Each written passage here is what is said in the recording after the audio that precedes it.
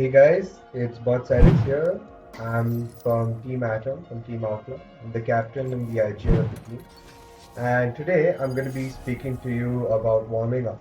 And that entails three basic points. So point number one is why you should warm up. Point number two is how to warm up. And point number three is how effective is it and how long you should be warming up for on a daily basis. So now let's go over point number one. Okay. So warming up. I'm sure everybody here has played some sport at some point, in their college or in school. And coaches have always asked you, to warm up, like if it's basketball, to shoot a few hoops before the game starts.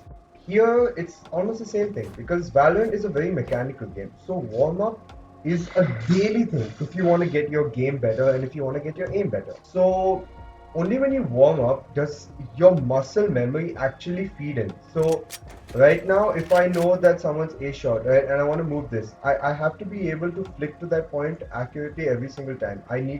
That means I have my mouse completely there. So to break it down, I want to move it to this spot fast every single time. So all these flicks and all that, when you do this slowly, it only gets built in over time, and it only when your muscle memory is complete, you can actually have even crosshair positioning. Like right now, even if I don't put a crosshair, I can bet that this is head level. So you need to also, one more thing that you have to check out is when you're lower, it still has to be at head level. You can't, this is normal head level. This angle here is normal head level. But since that's a slightly inclined surface, the head level is slightly higher, which you'll only know when you keep practicing and you keep warming up. So that is why warm up is a necessity because it builds your muscle memory, it builds your aim, and it's always better to warm up before directly jumping into a competitive because it only betters your game. Even though it might be, it's perfect even for every single game and over the long term. So here I'm going to tell you about the things I do to warm up. So the first thing that I do to warm up is I click on this practice, and there are these bots here. So first is I take my knife out and I try to keep the crosshair on the person's head when I shift walk. So this way I'm fixing my mouse mechanics. Has to be clear. It has to be on the person even when you're moving the mouse and when you're moving the player. So one thing you should do is pick up your favorite gun. If it's Phantom, just shoot these balls. That's it. Move around a little, Move around from here, shoot the balls, just try to hit the head. Just use only one or two bullets and just feel the gun, when you're tapping it. Same thing with Vandal. You can move around, you can just hit these balls, you can try to move left, right, left, just keep tapping and trying to practice your flicks. And one important thing is not to only do it from this point here.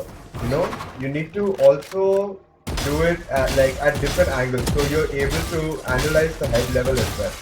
Movement is a big factor in Immortal and Diamond and Radiant lobbies. So one thing I would suggest for you guys to work on your movement is you guys should be pressing AD without using shift and hit this, okay?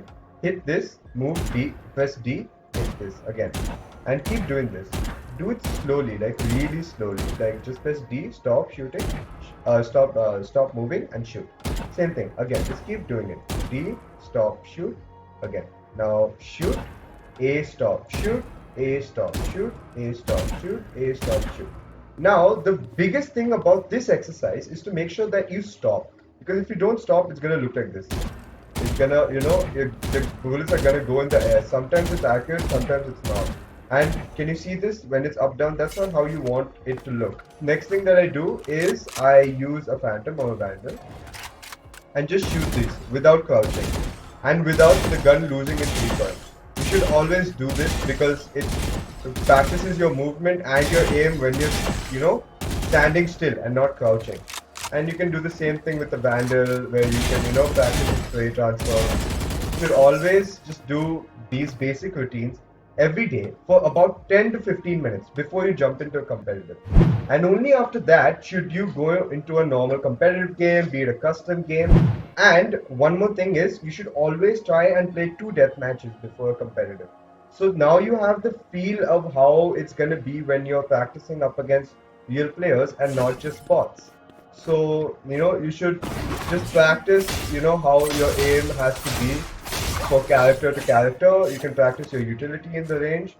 And only after you warmed up every day, you will see betterment in your aim from day 1, day 7, day 14, and day 21.